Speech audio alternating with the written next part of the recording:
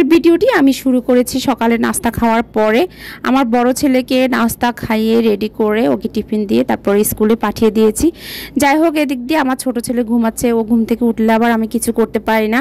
তো এই তো ও এখন ওকে উঠিয়ে তারপরে ওকে নাস্তা খাওয়াই দিব। আর আপনাদের ভাইয়া এই আম আর লেচু বাজার থেকে নিয়ে আসছে। তো যাই হোক, আর আমার বাচ্চাদেরকে এগুলো দেওয়ার আগে অবশ্যই আমি ঠান্ডা পানিতে ভিনেগার দিয়ে ভিজিয়ে রাখি। যদিও সিজনের ফল, তারপরেও কিন্তু গাছে এগুলা দেখা যায় ফরমালিনটা ওষুধ স্প্রে করে এগুলো ভিজিয়ে খাওয়ানোই ভালো বাচ্চাদের জন্য, তাহলে অনেকটা ফরমালিন দূর হয়। এই ছোট মাছগুলো কাটতে কিন্তু অনেক কষ্ট, কারণ আমার বেবিকে নিয়ে আসলে এই মাছ কাটা সম্ভব না। আর আগে কখনো আমি মাছ কাটি নাই। যাই হোক, আমাদের খালারা আসলে মাছগুলো কাটতো, আমি কখনো জানি না এটা কিভাবে কাটে। তারপরেও প্রথম আমি কাটলাম, কেটে ভালো করে ধুয়ে নিয়েছি। আর এইভাবে এই মাছগুলা হাতে মাখিয়ে রান্না করলে খেতে কিন্তু অনেক মজা লাগে।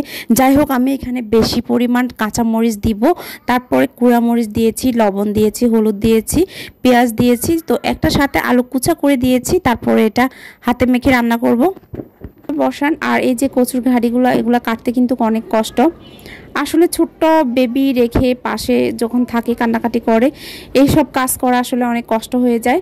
যাই হোক, এগুলো কাটা কিন্তু অনেক কষ্ট। আর যখন রান্নার জন্য আসি তখন যদি দেখি মশলা না থাকে তখন তো আরও খারাপ লাগে।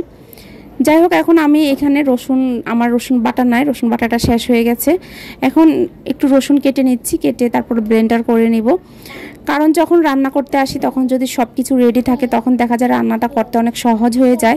যেমন কুটা বাছা থেকে শুরু করে মশলা থাকে, সব কিছু যখন রেডি থাকে তখন রান্নাটা করতে আসলে তেমন একটা কষ্ট লাগে না। রান্নার আগে সবচেয়ে আসলে আমার ছোট বেবিকে নিয়ে কাজ করতে অনেক কষ্ট হয়ে যায়। ও আসলে এত বিরক্ত করে, সব কিছু ফেলে দেয়, কিছুতে দেয় না কাজ করতে। ভিডিও করতে আসলেও আমি শান্তি পাই না। যাই হোক, অনেক কষ্ট করে এক হাতে মোবাইলটা রেখে তারপরে ভিডিও করি।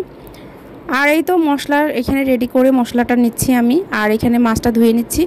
মাছটা এখন ধুয়ে আমি এখানে শিং মাছ দিয়েছি ছোট বেবির জন্য। আর আমাদের জন্য মাছগুলো আমি ভালো করে এখন একটু হালকা করে ভেজে নিচ্ছি। আমি একটু মাছটা বেশি ভাজলে আমার কাছে খেতেও ভালো লাগে। তো আপনারা কিভাবে খান জানি না। আর এখানে আমি ঘাটি তরকারিটা, অনেকে আছে সিদ্ধ করে পানিটা ফেলে দেয়, আমার কাছে মনে হয় ওইখানে আয়রনটা অনেকটা চলে যায়, পুষ্টিগুণটা চলে যায়। যাই হোক, এখানে আমি কষিয়ে নিয়ে এভাবে রান্না করি। ঘাটি তরকারিটা সিদ্ধ হতে আসলে একটু সময় লাগে। যাই হোক, আমি এখানে মাছটা দিয়ে দিব আর বাকি কিছুক্ষণ ঢাকনা দিয়ে তারপর এটা কষিয়ে নিব। আর অনেকে দেখা যায় অনেকভাবে তরকারিটা রান্না করে, কিন্তু আমার কাছে এভাবে রান্না করলে আমার কাছে খেতে ভালো লাগে। আমি আমার মায়ের কাছ থেকে শিখেছি এভাবে রান্নাটা।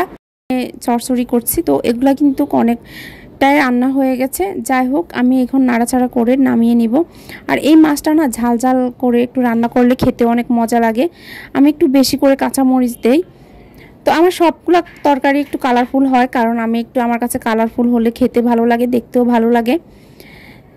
যাই হোক, আমার মাছটা আর একটু ঝোলটা শুকিয়ে আসলে আমি এটা নামিয়ে নিব। আর আমার পুরোপুরি ঘাড়ি তরকারিটা রান্না শেষ হয়ে গেছে। আমি এখন নামিয়ে নিব। ভিডিওটি কেমন লাগলো? ভালো লাগলে লাইক, কমেন্ট এন্ড শেয়ার করে দিবেন। আল্লাহ হাফেজ।